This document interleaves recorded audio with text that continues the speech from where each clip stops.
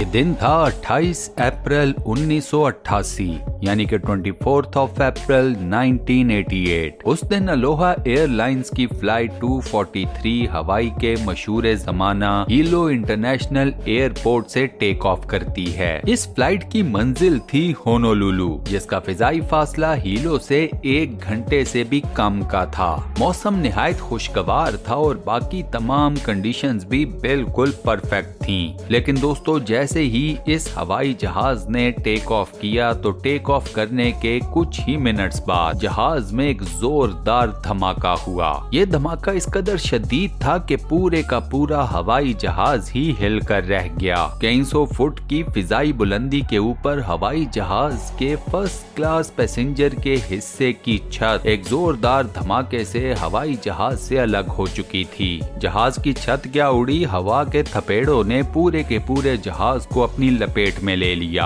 जहाज के तमाम मुसाफिरों को अपनी मौत सिर्फ एक सांस की दूरी के ऊपर नजर आने लगी। इस फ्लाइट का इन मुसाफिरों का अंजाम क्या हुआ? क्या ये तमाम लोग मौत का शिकार हो गए? क्या ये फ्लाइट इमरजेंसी लैंडिंग करने में कामयाब हो गई, या फिर फिजा की बुलंदियों में ही ये जहाज टुकड़े टुकड़े हो गया? अगर आप ये सब कुछ जानना चाहते हैं तो टिके रहिए। आज की वीडियो एविएशन की तारीख के एक इंतहाई खौफनाक फिजाई हादसे के बारे में है। ये वीडियो आपको कई तरह से हैरान और परेशान कर देने वाली है, सो इसे एंड तक पूरा जरूर देखिएगा।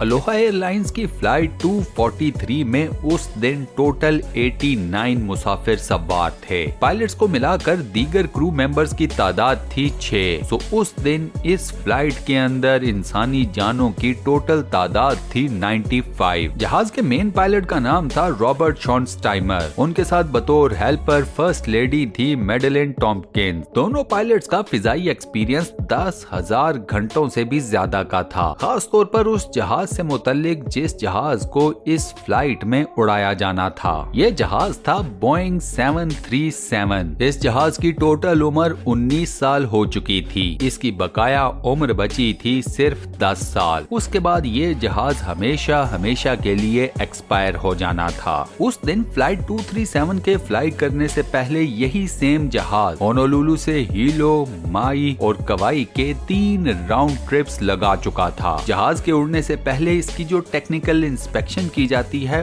उसमें भी जहाज के अंदर कोई टेक्निकल फॉल्ट डिटेक्ट नहीं हुआ। इससे पहले 2 मुख्तलिफ इंस्पेक्टर्स ने बोइंग 737 से रिलेटेड इस जहाज की एक थॉरो या तफसील के साथ टेक्निकल इन्वेस्टिगेशन भी की थी। ये जहाज उस टेक्निकल इन्वेस्टिगेशन में भी पास हो गया था। आसान जुबान में यूं समझिए कि कागजों में ये जहाज उड़ने के लिए बिल्कुल परफेक्ट कंडीशन में था। लेकिन दोस्तों, जब तमाम मुसाफिर जहाज पर जाने के लिए बोर्डिंग कर रहे थे और बोर्डिंग टनल या बोर्डिंग ब्रिज में से गुजर रहे थे, एंड उस वक्त एक खातून ने बोर्डिंग टनल में से गुजरते हुए जहाज की बॉडी के ऊपर एक क्रैक को देखा। जहाज की बॉडी के ऊपर मौजूद ये क्रैक इतना बड़ा था कि इस खातून को दूर से ही ये क्रैक नजर आ गया। इस खातून से एक बहुत बड़ा ब्लंडर ये हो गया कि इसने इस क्रैक के बारे में किसी से बात ही नहीं की। इसने खुद से ही ये सोच लिया कि जहाज के अमले को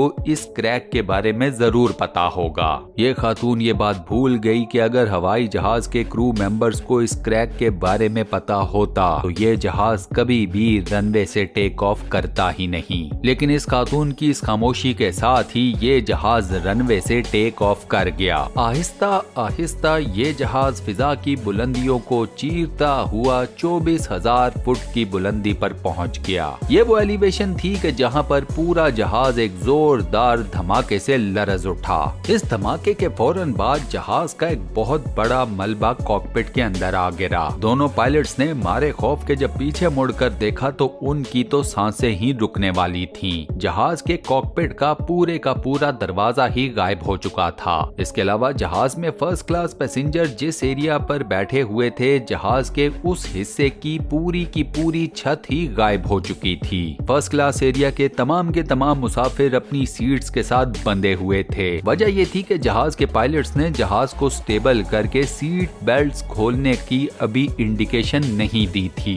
इन्हीं सीट बेल्ट्स की वजह से हवा के थपेड़े इन मुसाफिरों को अपने साथ उड़ा कर नहीं ले गए। उस वक्त हवा 300 माइल्स पर आवर की स्पीड से इस जहाज के अंदर दाखिल हो रही थी। अब मुसाफिर तो सीट बेल्ट्स की वजह से फिजा में नहीं उड़े, लेकिन ये मौजज़ा फ्लाइट अटेंडेंट्स के साथ नहीं हुआ। नंबर 1 अटेंडेंट क्लेराबेल लैंसिंग धमाके के फौरन बाद किसी भी चीज को पकड़ने में नाकाम रही। अनफॉर्चुनेटली हवा के थपेड़े इस खातून को उड़ाकर अपने साथ ले गए। Number 2 flight attendant Michelle Honda धमाके के फौरन बाद जहाज के फर्श के ऊपर गिर गयी। यहाँ निस्बतन हवा का प्रेशर कम था। इस खातून ने रेंगते हुए ही जहाज के एक हिस्से को पकड़ लिया ताकि जोरदार तरीके से चलने वाली हवा उसे भी उड़ाकर अपने साथ न ले जाए। अजीब बात यह है कि इस नाजुक सूरत हाल में भी ये फ्लाइट अटेंडेंट मुसाफिरों को दिलासा देती रही कि वो लोग घबराएं मत। जहाज के दोनों पायलट्स ने फौरन से अपने ऑक्सीजन मास्क को पहना और जहाज को संभालने की कोशिशें शुरू कर दी। अब ये बात तो तय थी कि इस जहाज को इमरजेंसी लैंडिंग करनी थी और इमरजेंसी लैंडिंग करने के लिए नजदीक तरीन जगह थी मावी। दोनों पायलट्स ने मावी एयरपोर्ट के ट्रैफिक कंट्रोल से राब्ता करने की कोशिशें शुरू कर दी। प्रॉब्लम यह हुआ कि हवा के तेज तरीन प्रेशर की वजह से इन दोनों पायलट्स की आवाजें मावी एयरपोर्ट के ट्रैफिक कंट्रोल को सुनाई ही नहीं दे रही थी, या यूं समझ लीजिए कि अगर सुनाई दे रही थी तो समझ नहीं आ रही थी।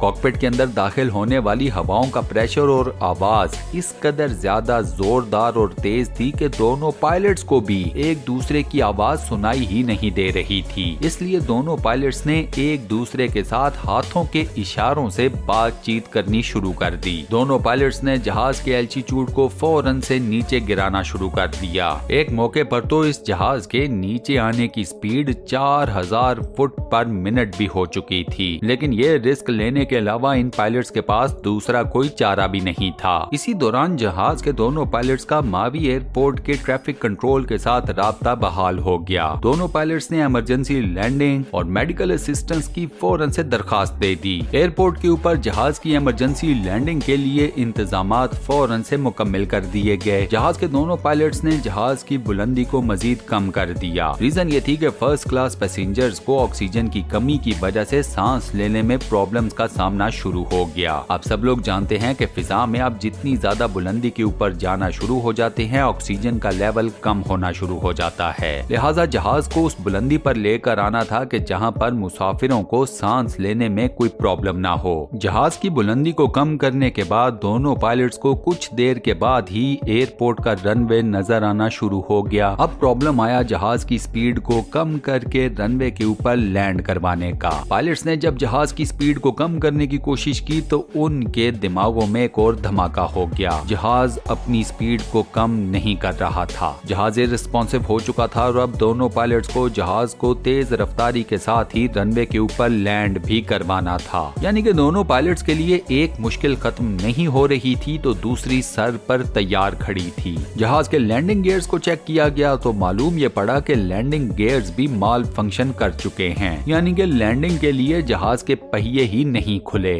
ये सब कुछ होने के बावजूद दोनों पायलट्स के पास और कोई ऑप्शन मौजूद नहीं थी। इन दोनों ने सोच लिया कि जैसे तैसे जहाज को रनवे के ऊपर लैंड तो करवाना ही है, बेशक लैंडिंग गियर्स ना खुले हों और बेशक जहाज कितनी ही ज्यादा स्पीड में क्यों ना हो। इन दोनों पायलट्स ने ऊपर वाले को याद करके जहाज को रनवे के ऊपर गिरा दिया। किस्मत चेक कीजिए कि जहाज के लैंडिंग गियर बिल्कुल ठीक काम कर रहे थे। मसला उस इंडिकेटर में था जो कि खराब हो चुका था और दोनों पायलट्स को ये गलत इंडिकेशन दे रहा था कि जहाज के लैंडिंग गियर या पहिए खुले ही नहीं। जहाज के तमाम पहिए परफेक्ट हालत में खुले और जहाज ने इन्हीं पहियों के ऊपर लैंड भी किया। ये अलग बात है कि जहाज की लैंडिंग स्पीड काफी ज्यादा तेज थी, लेकिन दोनों पायलट्स ने बेहद महारत के साथ इस तेज स्पीड होने के बावजूद जहाज को कामयाब तरीके से रनवे के ऊपर लैंड भी करवा ही लिया। यह जहाज जब मावी के एयरपोर्ट के ऊपर लैंड हुआ तो इसकी हालत तकरीबन तबाहशुदा हो चुकी थी।